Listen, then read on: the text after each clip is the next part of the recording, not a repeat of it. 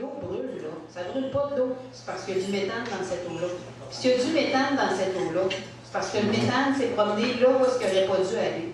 Parce que la fracturation hydraulique, vous savez, le gaz de schiste, peut-être, ils vont 2000 mètres, ils font un trou de 2000 mètres, après ça, ils s'en vont à l'horizontale. Parce que le gaz de schiste, c'est du gaz non conventionnel. Hein, on dit souvent que le gaz de schiste, c'est un peu au pétrole ce que les sables bitumineux. Au gaz naturel, ce que les sables bitumineux sont au pétrole. Le gaz est tout dans des petites bulles. Un peu comme une barre là, aéro, une barre de chocolat. Là. Donc, il faut qu'il ait crevé toutes ces petites bulles-là pour ramener le gaz à travers le puits. Fait qu'ils font une grande... Ils font le puits, mais après ça, ils s'en vont à l'horizontale. Et ils mettent de l'eau sous très très haute pression avec plein de produits chimiques toxiques, avec du sable, et ils vont rendre la roche qui est perméable, parce que le gaz est capturé, ils vont la rendre imperméable. Fait qu'ils font, ils appellent ça de la fracturation hydraulique. C'est des mini tremblements de terre à 2000 mètres sous la terre. Mais quand on fait ça, on peut créer des failles.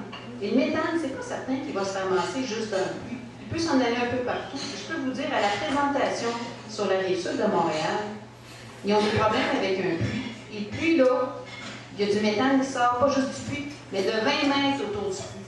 Fait que le méthane a migré dans la masse rocheuse et là, ils ont peur qu'il ait contaminé la nappe souterraine, puis ils le savent même pas. Ils le savent même pas. Ils jouent aux apprentis sorciers. Et là, qu'est-ce qu'a décidé la ministre? La ministre a dit, pas grave, on va fermer le puits. On va caper ça avec du ciment, du béton, ça ne sortira plus. Parce qu'elle n'a rien compris. Les experts l'ont dit. C'est la pire chose à faire. Le méthane, il a migré.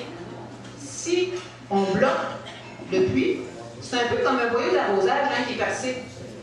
Si vous bloquez par où est-ce que l'eau sort, là, ça va sortir où? Ça va sortir par les trous, hein? Ben, c'est la même chose. Là, si le méthane ne peut pas sortir par le puits, il va aller emprunter tous les autres chemins qu'il peut prendre, il va sortir pareil. Et on va même prendre plus de chemins. C'est la pire chose à faire, et elle nous dit, il n'y a pas de problème pour l'environnement. Pire que ça, une fois qu'elle va avoir dit à la compagnie, ferme ton puits, la compagnie va avoir fermé le puits, puis est fermé, la compagnie,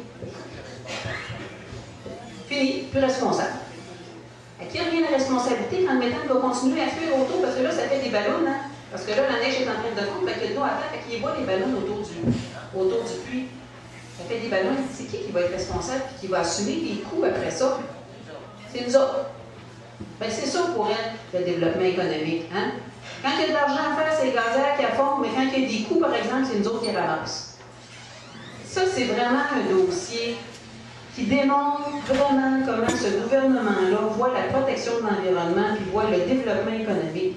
En fait, ce gouvernement-là, il mélange développement économique pour le Québec avec enrichissement privé. C'est pas pantoute la même affaire. Hein? Parce que ces compagnies-là, il y en a quelques-unes qui sont québécoises, mais il y en a plusieurs qui ne sont pas québécoises. Quand ils vont faire de l'argent, il n'y a rien qui dit qu'ils vont y investir ici. Le gaz de schiste, trompez-vous pas, là, ça ne crée pas tant de jobs que ça, le gaz de schiste. C'est des jobs extrêmement spécialisés. Pour l'instant, c'est tout du monde qui vient des États-Unis, qui vient de l'Alberta, qui vient travailler là-dedans. Et même les entreprises qui sont québécoises n'auront pas le capital nécessaire pour être capables de faire l'exploitation. Fait qu'ils risquent de se faire acheter.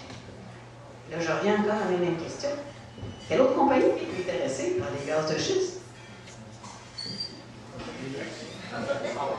Power Corporation. Ils sont dans tout, eux autres. Hein? C'est assez incroyable. Hein? Donc, Power Corporation, qui est impliqué dans Total en France, et donc, qui serait intéressé à venir faire l'exploitation des gaz de schiste aussi au Québec. Hein? Les boucles se referment. Hein? C'est comme drôle des fois, les addons. Hein? Il y a des addons comme ça, on se demande des hasards. Hein? Je ne sais pas. Hein? Et de voir à quel point on voit ce gouvernement-là. Puis vous regardez même encore aujourd'hui, ça a été comme ça tout l'automne, c'est pas nouveau, là. Le discours de Mme Normando sur le rapport du commissaire au développement durable. Pas de problème, on va suivre les recommandations, oui, on est d'accord, puis on va tout mettre en place ce qu'il faut. Puis, regardez le discours de l'industrie. Pas de problème, on va suivre les recommandations. C'est drôle comme ça se ressemble, hein? C'est du monde qui se parle des fois, là. Ça vous dirait? Ça a été comme ça pendant toute l'automne. Et quand on a vu, puis vous l'avez vu dans les journaux cette semaine, 55 lobbyistes inscrits, dont 30 inscrits depuis 2000. 7, puis ils nous disent qu'ils ne savaient pas. Écoutez, des lobbyistes, là, quand ça s'inscrit dans le registre des lobbyistes, c'est pour faire passer des lois, c'est pour avoir des règlements en leur faveur. Pas pour rien, il y en a 55 inscrits. C'est pas une blague, 55. Écoutez, il y a plus de lobbyistes que de députés du Parti québécois à l'Assemblée nationale. C'est pas une blague, ça. Fait que vous imaginez à quel point ils ont le temps de parler à tous les ministres ou les députés de ce parti-là. Donc, et là, il y a les recommandations du BAC. Là, ils disent que le BAC a confirmé que le mandat qu'il y avait initialement n'était pas bon, parce que ce qu'ils ont confirmé, c'est qu'on n'a pas assez d'informations pour pouvoir porter un jugement. Donc, on recommande de faire de nouvelles études, études environnementales stratégiques. Et là, ce que le ministre de l'Environnement a fait, il a dit, on ne met pas de moratoire, et ça a été confirmé par M. Bouchard, qui est maintenant président de l'Association des gazières, qui défend aujourd'hui les gazières. Donc, ça a été confirmé qu'il n'y a pas de moratoire. Et toutes les nouvelles fracturations hydrauliques qui vont se faire, pour rassurer la population, vont être autorisées par un comité d'experts que le ministre va nommer. Mais sur le comité d'experts, il va y avoir des experts, puis les experts, ils sont où? Ils sont dans l'industrie gazière.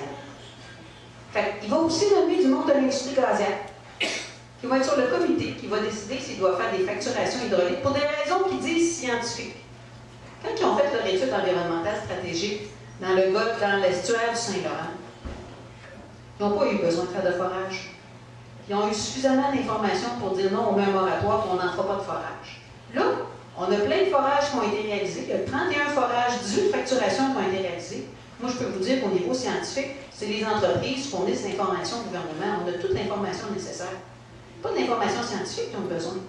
Ce qu'ils ont besoin, c'est de pouvoir continuer à faire des fracturations pour rentabiliser leurs investissements, pas pour connaître l'information au niveau scientifique, mais au niveau économique. Pour savoir c'est quoi le potentiel économique de chacun des puits, pour savoir, après ça, ça va être quoi la valeur de leur compagnie. Puis est-ce que leur compagnie va prendre, leurs actions vont augmenter. Donc, ça va être le comité d'experts sur lequel va siéger les gazières, qui va décider s'il va y avoir fracturation ou non pour des raisons scientifiques, qui vont donc être jugés partis. Et c'est ce comité-là aussi qui va déterminer les mandats de l'étude environnementale stratégique. Donc, vous voyez avec quoi on doit travailler. Et on est très vigilants, on les suit à la trace. Et on n'arrêtera pas. Et nous, on pense qu'on peut faire les choses autrement. Et qu'on doit savoir de quoi on parle avant de commencer à faire de l'exploration.